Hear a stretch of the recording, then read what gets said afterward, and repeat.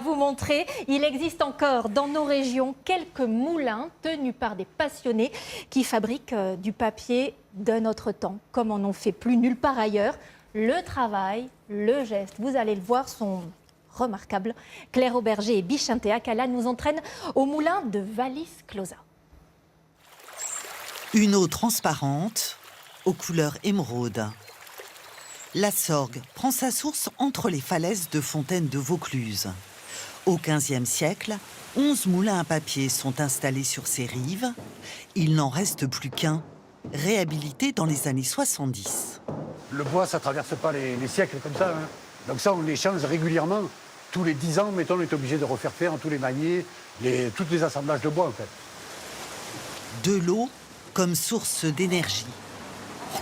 Du coton et du lin comme matière première. Gérard découpe ses vieux draps à la lame. Donc là, en répétant ce geste, voilà, je suis concentré sur ce geste. Je sais que je risque pas de me faire mal. 25 ans de métier. Autant dire qu'il maîtrise sur le bout des doigts ce savoir-faire et ces machines d'un autre temps. Alors ces maillets sont constitués de bois à l'extrémité duquel il y a un groupe de dents d'acier. Ces marteaux vont venir choquer le chiffon pour l'éclater, pour le broyer, pour obtenir une pâte à la sortie.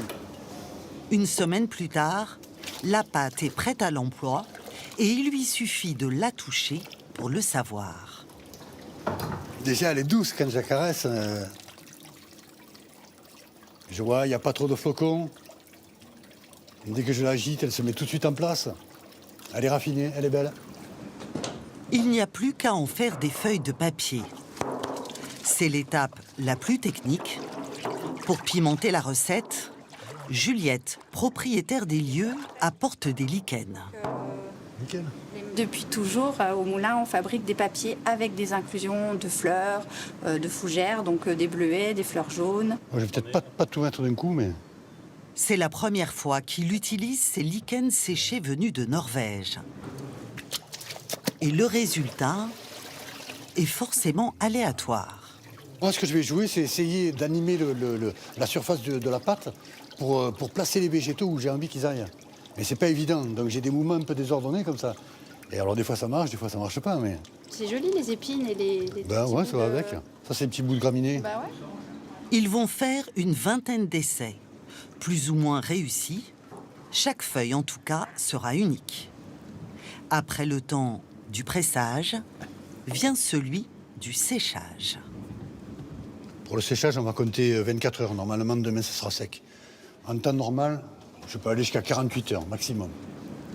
Tout dépend des saisons. Nous retrouvons Gérard dès le lendemain pour la dernière étape.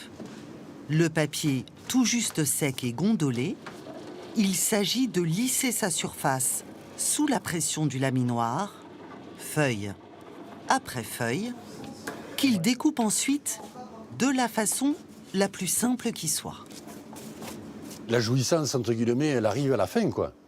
C'est quand on voit le produit fini, quand on en a la main, bon, mais voilà, c'est là où il y a toute la satisfaction qui vient.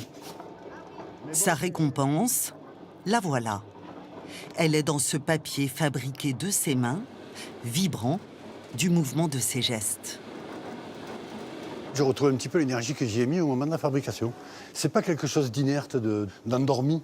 Et je le trouve assez vivant, assez... Ouais. Un papier inspirant, prisé dans sa version tout en blanc par les artistes de la région.